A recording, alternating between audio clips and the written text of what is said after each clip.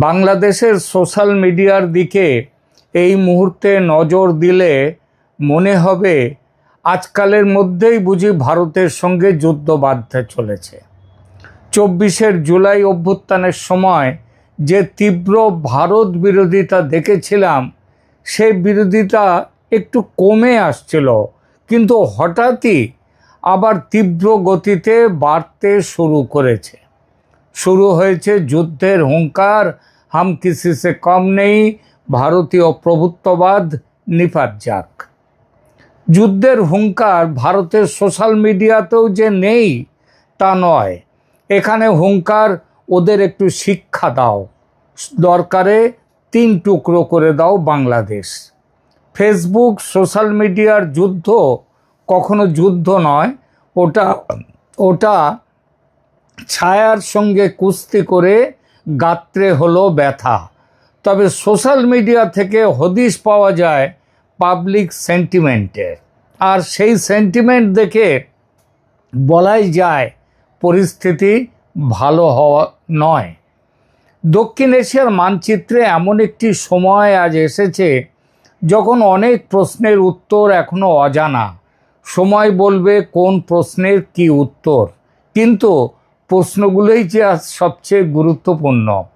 ভারত বাংলাদেশ সম্পর্ক কি শুধুই একটি সাময়িক কূটনৈতিক সংকটের মধ্য দিয়ে যাচ্ছে, নাকি আমরা এমন এক ভূরাজনৈতিক পরিবর্তনের সামনে দাঁড়িয়ে আছি যার প্রভাব আগামী ২০-৩০ বছর ধরে সমগ্র দক্ষিণ এশিয়া বহন করবে? আজকের আলোচনায় আমরা কোনো আবেগ নয়, কোনো প্রচার নয়, বরং কৌশলগত বাস্তবতার আলোকে একটি কঠিন প্রশ্নের উত্তর খুঁজব।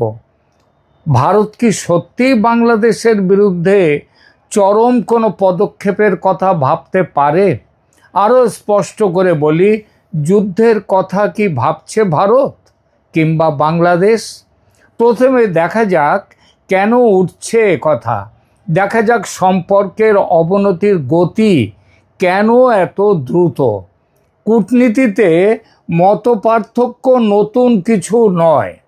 ভারত ও বাংলাদেশের মধ্যেও অতীতে বহুবার উত্তেজনা দেখা গেছে, কিন্তু বর্তমান পরিস্থিতির বিশেষত্ব হলো এবার উত্তেজনা শুধু সরকার বনাম সরকার নয়, এটি ক্রমশ পরিণত হচ্ছে রাষ্ট্র বনাম রাষ্ট্রের অবিশ্বাসে। বাংলাদেশের অভ্যন্তরে ভারতের বিরুদ্ধে প্রকাশ্য বিক্ষোভ, অমিত শাহ শুভেন্দু অধিকারীর কুশপুত্তলিকা দাহ গতকালই হয়েছে ঢাকায়। ভারতীয় হাই কমিশন ঘিরে বিক্ষোভ, হাই কমিশনের ইট খুলে নেওয়ার হুমকি, সামাজিক মাধ্যমে ভারত বিরোধী প্রচার, greater Islamic Republic of Bangladesh গঠন কিংবা গজওয়াতুল হিন্দ, এসব ঘটনাকে দিল্লি নিছক আবেগের বহিঃপ্রকাশ হিসেবে দেখছে না। ভারতের নিরাপত্তা মহলের কাছে এগুলো একটি বৃহত্তর প্রবণতার অংশ, আর সেই প্রবণতা হলো বাংলাদেশের রাজনৈতিক পরিসরে ভারত বিরোধিতার ক্রমবর্ধমান প্রাতিষ্ঠানিকীকরণ। ক্রমশই বাড়ছে এটা। দিল্লির সবচেয়ে বড় উদ্বেগ, ভারতের সমস্যা বাংলাদেশ শক্তিশালী হচ্ছে বলে নয়। ভারতের সমস্যা হলো বাংলাদেশ যদি এমন এক ভূরাজনৈতিক অক্ষে চলে যায় যা সরাসরি ভারতের নিরাপত্তার বিরুদ্ধে অবস্থান নেয়, সেটা চিন্তার। আজ দিল্লির নীতি নির্ধারকদের সবচেয়ে বড় উদ্বেগ ৩টি জায়গায়। প্রথমত, পাকিস্তানের সঙ্গে ঘনিষ্ঠতা; দ্বিতীয়ত, বাংলাদেশে চীনের ক্রমবর্ধমান প্রভাব; তৃতীয়ত, ইসলামী উগ্রপন্থার পুনরুত্থান নিয়ে আশঙ্কা। দিল্লির কাছে এই ৩টি বিষয় কিন্তু আলাদা নয়, বরং একটাই নিরাপত্তা সমীকরণের অংশ। এগুলো সবচেয়ে বড় দুশ্চিন্তা চীন ফ্যাক্টর। এখানে একটি গুরুত্বপূর্ণ প্রশ্ন, চীন কি বাংলাদেশের জন্য ভারতের সঙ্গে যুদ্ধে যাবে? বাস্তবতা বলছে না। চীনের ব্যবসা, বিনিয়োগ, কয়েকশো বিলিয়ন ডলার ব্যবসা তাদের ভারতের সাথে। বিনিয়োগ এবং অর্থনৈতিক স্বার্থ চীনের ভারতের সঙ্গে বহু বহু বিলিয়ন ডলারের। চীন ভারতকে প্রতিদ্বন্দ্বী হিসেবে দেখে ঠিকই, কিন্তু একই সঙ্গে বিশাল বাজার হিসেবেও দেখে। ফলে বেইজিং বাংলাদেশের জন্য সরাসরি সামরিক সংঘর্ষে জড়াবে এমন সম্ভাবনা অত্যন্ত কম, নেই বললেই হয়। তবে চীন যা করতে পারে সেটা হলো কূটনৈতিক সমর্থন, অর্থনৈতিক সহায়তা, অস্ত্র সরবরাহ, আন্তর্জাতিক মঞ্চে ভারতের বিরুদ্ধে অবস্থান, এর বেশি নয়। পাকিস্তান কি যুদ্ধ করবে? সোশ্যাল মিডিয়ায় অনেকেই মনে করেন বাংলাদেশে কোনো সংঘাত শুরু হলে পাকিস্তান পশ্চিম সীমান্তে যুদ্ধ ঘোষণা করবে একই সঙ্গে। কিন্তু বাস্তবতা কি? পাকিস্তানের অর্থনীতি আজ ভীষণ রকমের গভীর চাপে। অধিকৃত কাশ্মীর, বালুচিস্তান বেরিয়ে যাওয়ার মুখে। বিদেশি ঋণ, মুদ্রাস্ফীতি, রাজনৈতিক অস্থিরতা চূড়ান্ত। সব মিলিয়ে ইসলামাবাদের নিজের ঘরই আজ বিপর্যস্ত। এ অবস্থায় ভারতের সঙ্গে পূর্ণাঙ্গ যুদ্ধ শুরু করা পাকিস্তানের জন্য অত্যন্ত অত্যন্ত ঝুঁকিপূর্ণ। তাই পাকিস্তান বাংলাদেশকে সমর্থন দিতে পারে, বাংলাদেশকে এগিয়ে দিতে পারে, বক্তব্য দিতে পারে, কূটনৈতিক প্রচার চালাতে পারে, কিন্তু সরাসরি যুদ্ধ এটা নিশ্চিত ধরে নেওয়াটা খুবই কঠিন। পরাশক্তিদের খবর কি? রাশিয়া কোথায়? রাশিয়া কি ভারতের বিরুদ্ধে যাবে? সম্ভাবনা শুধু অত্যন্ত কম নয়, সম্ভাবনা নেই। দশকের পর দশক ধরে ভারত রাশিয়া সম্পর্ক কৌশলগত সহযোগিতার উপর দাঁড়িয়ে আছে। আজও ভারতের অস্ত্র ভাণ্ডারের একটি বড় অংশ রুশ প্রযুক্তি নির্ভর। ফলে মস্কো ভারতের দিকে ঝুঁকে থাকবে, কিংবা বড়জোর নিরপেক্ষ থাকার চেষ্টা করবে, তার বেশি নয়। আরেক পরাশক্তি আমেরিকা। ইরান যুদ্ধের ঘা আগে শুকিয়ে নিক আমেরিকা। সবচেয়ে বড় কথা, চীন ভারত এই দুটো দেশকেই শত্রু করবে না আমেরিকা। ভারতের চেয়ে চীন তাদের বড় শত্রু। তাহলে ভারতের সামনে কি সুযোগ তৈরি হচ্ছে বাংলাদেশের সাথে হিসাব মিটিয়ে নেয়ার? এখানেই আসে সবচেয়ে গুরুত্বপূর্ণ প্রশ্ন।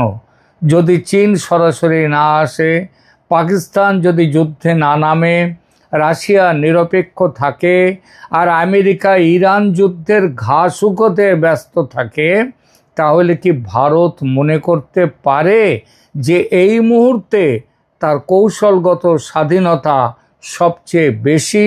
অতএব মিটিয়ে নাও হিসাব নিকাশ বাংলাদেশের সঙ্গে। এটাই আজকের সবচেয়ে বড় বিতর্ক। অনেক ভারতীয় কৌশলবিদ, যেমন কয়েকদিন আগে আপনাদেরকে একটি এপিসোডে আমি বলেছি ভারত কার্নাডের কথা। ভারত কার্নাড তিনি বলেছেন চট্টগ্রাম নয়, তিনি বলেছেন রংপুর দখল করে নাও। এবং তিনি শুধু নয়, আরও অনেক কৌশলবিদ ভারতীয়, তারা মনে করেন ভারতের বিরুদ্ধে যে কোনো দীর্ঘমেয়াদী নিরাপত্তা হুমকি একেবারে শুরুতেই থামিয়ে দেওয়া উচিত, চরম ব্যবস্থা নেওয়া উচিত, বিশেষ করে যদি সেই হুমকি ভারতের পূর্ব সীমান্তে তৈরি হয়, চিকেন স্নেক। কিন্তু চরম পদক্ষেপ বলতে কি বোঝায়? শুধুই কি যুদ্ধ? এখানে একটি ভুল ধারণা ভাঙা দরকার। চরম পদক্ষেপ মানেই যুদ্ধ নয়। ভারতের হাতে আরও বহু উপায় আছে, যেমন বাংলাদেশি বিমানের জন্য ভারতের আকাশসীমা বন্ধ করে দেয়া।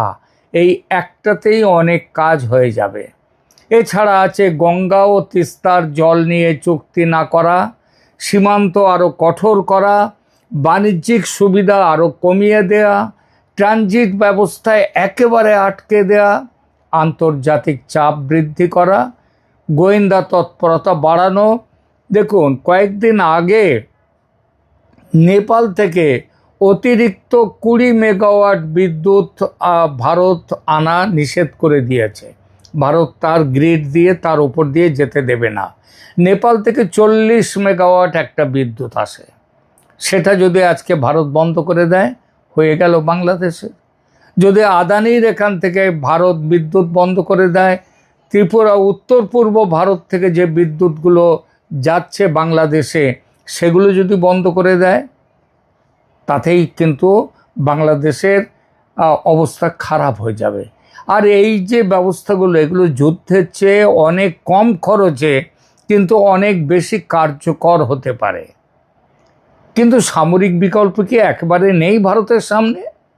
দেখুন, রাষ্ট্রবিজ্ঞানের একটি মৌলিক সত্যি আছে, সেটা হলো কোনো বড় শক্তি কখনোই কোনো বিকল্প পুরোপুরি বাদ দিয়ে দেয় না। ইউক্রেনের ক্ষেত্রে কি রাশিয়া বাদ দিয়েছে? দেয়নি। ইরানের ক্ষেত্রে কি আমেরিকা বাদ দিয়েছিল? দেয়নি। আরও বহু বহু উদাহরণ আছে। সামরিক বিকল্প তাই ভারতের টেবিলে থাকতেই পারে।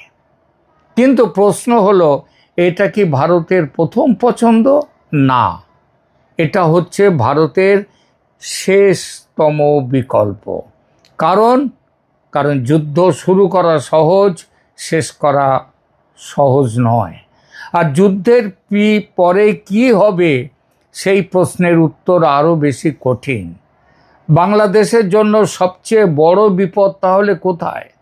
অনেকে মনে করেন বিপদ মানে শুধু যুদ্ধ। আমি কিন্তু তা মনে করি না। বাংলাদেশের জন্য সবচেয়ে বড় বিপদ হতে পারে নদী জলের চাপ, ক্রমবর্ধমান কূটনৈতিক বিচ্ছিন্নতা, অর্থনৈতিক চাপ, বিনিয়োগ হ্রাস করা, আন্তর্জাতিক আস্থার সংকট, সীমান্ত সম্পর্কের অবনতি, ব্যবসার অবনতি। এই ক্ষতিগুলো অনেক সময় যুদ্ধের ক্ষতির চেয়েও দীর্ঘস্থায়ী হয়। ভবিষ্যতের ছবি তাহলে কি? আমার সামনে আমি যেটা দেখতে পাচ্ছি, 3টি সম্ভাব্য দৃশ্যপট আছে। দৃশ্যপট 1, সম্পর্ক খারাপ হবে ভারত বাংলাদেশের, কিন্তু নিয়ন্ত্রণের মধ্যে থাকবে, এভাবেই চলতে থাকবে। দৃশ্যপট 2, ভারত ধাপে ধাপে অর্থনৈতিক ও কূটনৈতিক চাপ বাড়াবে। বাংলাদেশ পাল্টা চীন পাকিস্তানের দিকে আরও ঝুঁকবে, আবহাওয়া গরম হবে, হতেই থাকবে। দুই দেশের সম্পর্ক দীর্ঘমেয়াদে শীতলতম হয়ে যাবে। আর দৃশ্যপট 3, কোনো বড় সীমান্ত ঘটনা বা নিরাপত্তা সংকট হঠাৎ পরিস্থিতিকে বিস্ফোরক করে তুলতে পারে, যেমন এখন চলছে সীমান্তে। এটাই সবচেয়ে সম্ভাব্য, কিন্তু সবচেয়ে বিপজ্জনক। তাহলে শেষমেশ কি দাঁড়ালো? প্রশ্ন এটা নয় যে ভারত বাংলাদেশে যুদ্ধ করবে কি না। প্রশ্ন এটাই যে দুই দেশের মধ্যে যে অবিশ্বাস দ্রুত বাড়ছে, তা কোথায় গিয়ে থামবে শেষ পর্যন্ত।